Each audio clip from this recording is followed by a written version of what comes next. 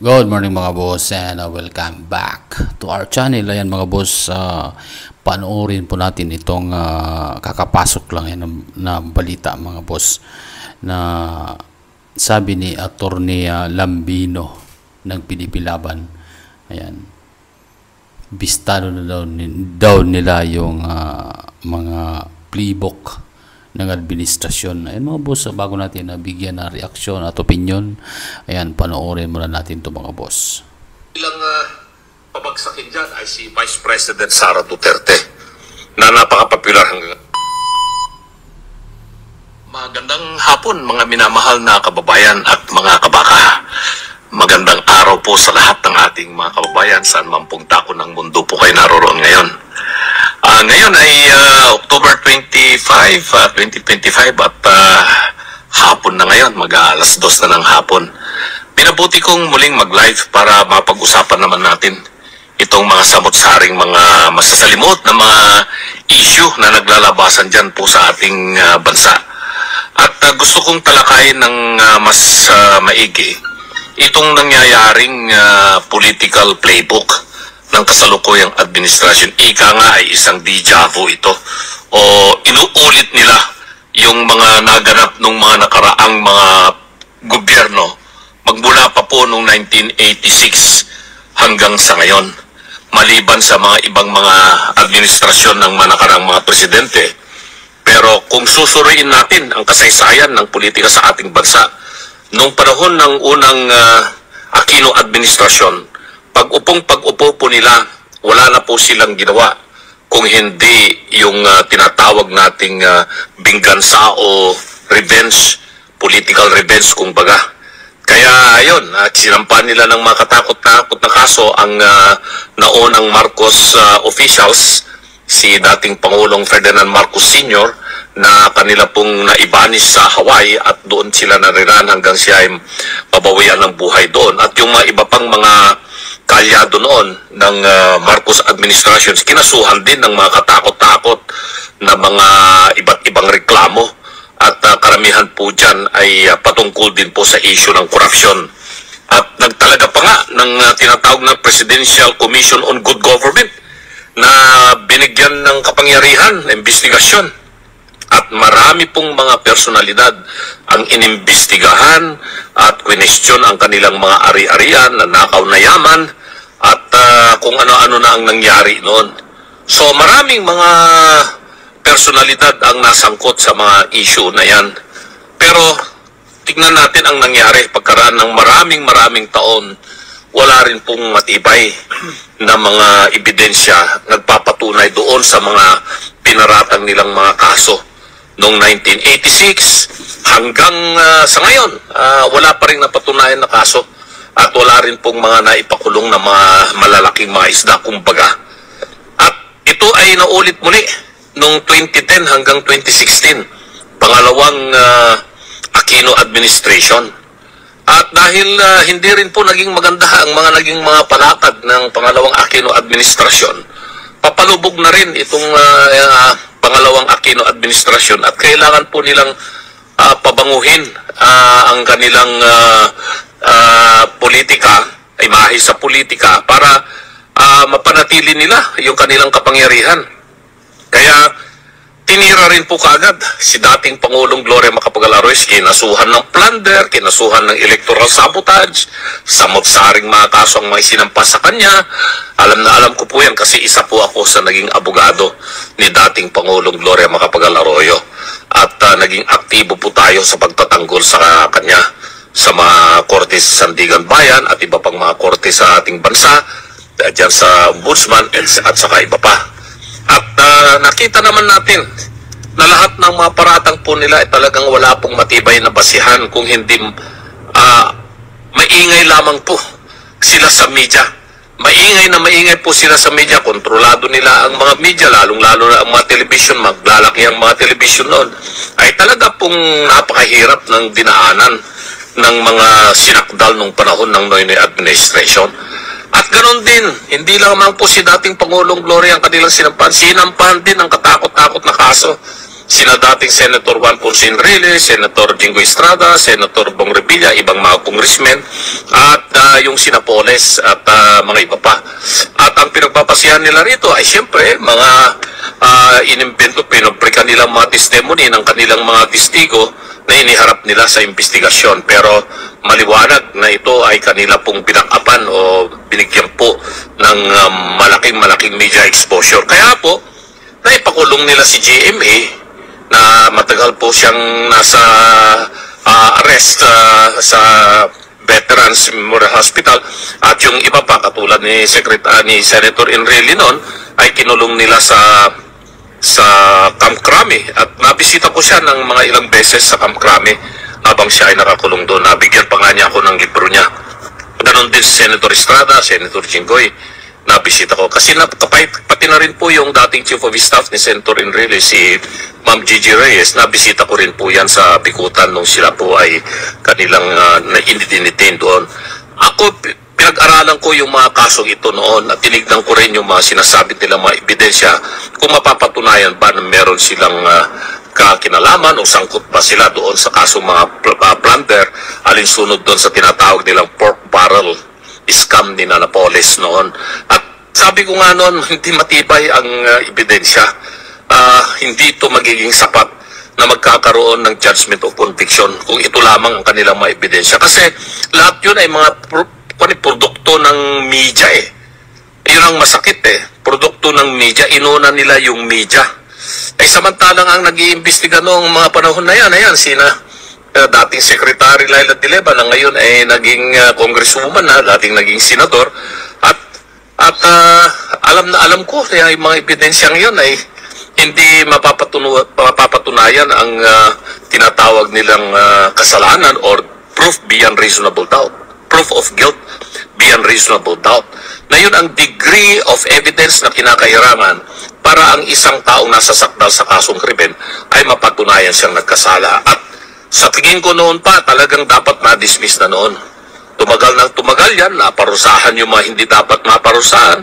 Sila ay nakulong at napagbintangan at nasira yung kanilang mga pangalan.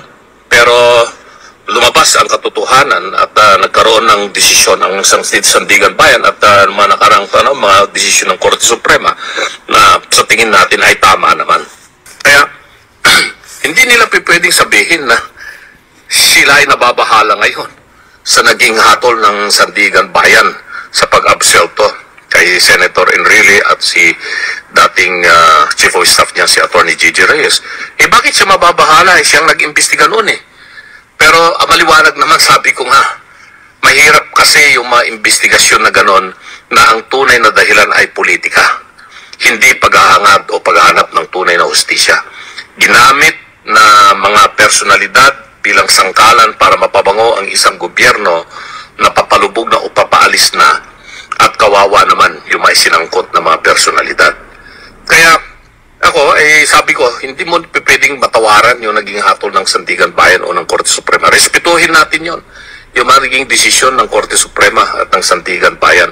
Kasi yung mga mahistradong gumanap ng kanilang mga tungkulin, wala silang ibang pinagbasihan dyan kung ano yung mga prinisentang siniwalat ng nasa prosecution. Bakit ka naman ba nagsampa sila ng mga kasong ganon kung hindi naman po pala talaga matibay ang dahilan? Sayang lang yung ginugol na panahon at mga resources ng pamahalaan sa paglilitis sa mga kasong ganito na wala naman pong naging direksyon o mali ang naging direksyon. Kaya ito ngayon ang nakikita nating political playbook na ginagawa naman ng kasalukuyang administrasyon. Na tulad nung dalawang naunang Aquino administrasyon na hindi naman sila very popular na at papalubog na o papaalis na, pero gusto pa nung mga nakapalipot na mga tao ng nakaraang Aquino administration na mapanatili sila sa pwesto at manaig pa yung kanilang paghawak ng kapangyarihan. Ganon na ganon ang ginagawa ngayon ng kasalukuyang administrasyon. Tignan na lamang po natin, no? Ang gusto nilang pabagsakin dyan ay si Vice President Sara Duterte na napaka-popular hanggang ngayon. So ano ang kanilang unang ginawa? Ay pinakulong nila si dating Pangulong Rodrigo Roa Duterte, si Tatay Digong.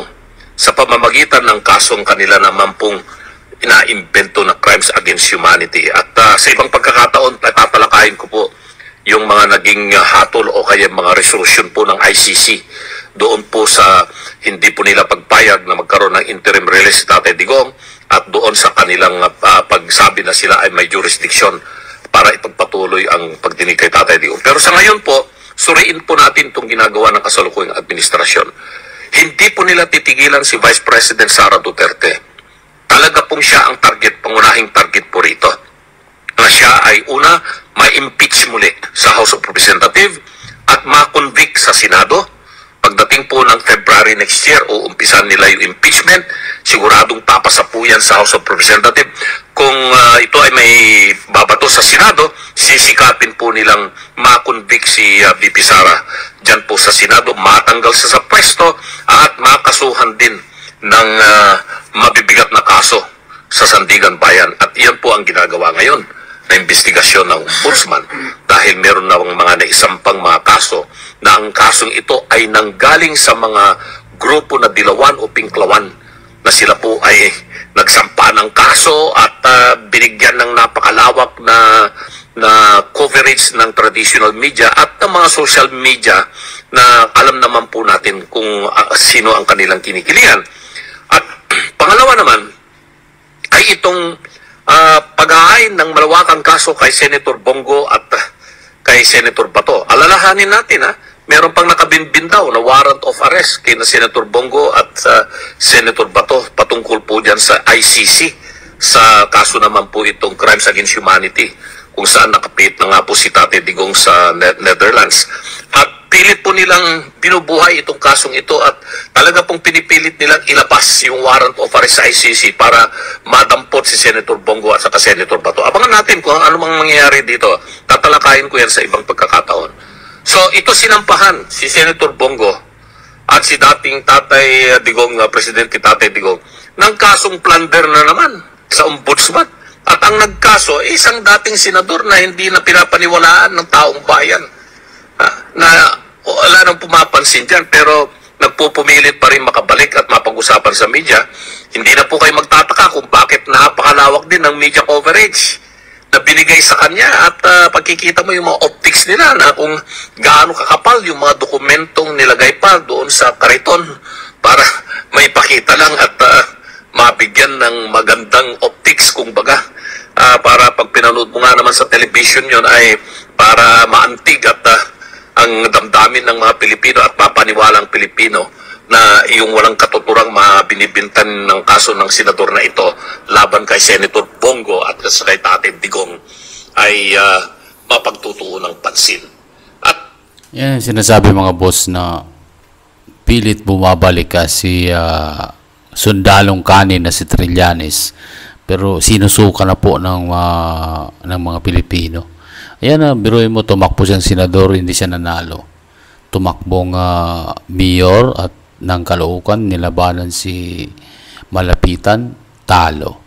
Mga boss, wala na naniniwala dito sa tao na to, si dating senador por Trillanes. Kasi puro lang kasinungalingan lang yung mga dinadali niya, mga ginagawa niya sa bansang Pilipinas. Ang dati napanood ko, nag-walk out po siya sa Senado dahil binabanatan po siya ni Senator Pimentel. Ayan, regarding dun, Enrile pala. Regarding dun sa pagkakaroon niya ng tawag nito, nung panahon pa ni Presidenta Aquino, naging daw siya ng China, naging backdoor po daw siya. So, binanatan siya doon at nilabasan siya ng mga ebidensya ni Senator Enrile noong time na yun at napanood ko mismo yun sa Senado at talagang nag-walk out siya mga boss.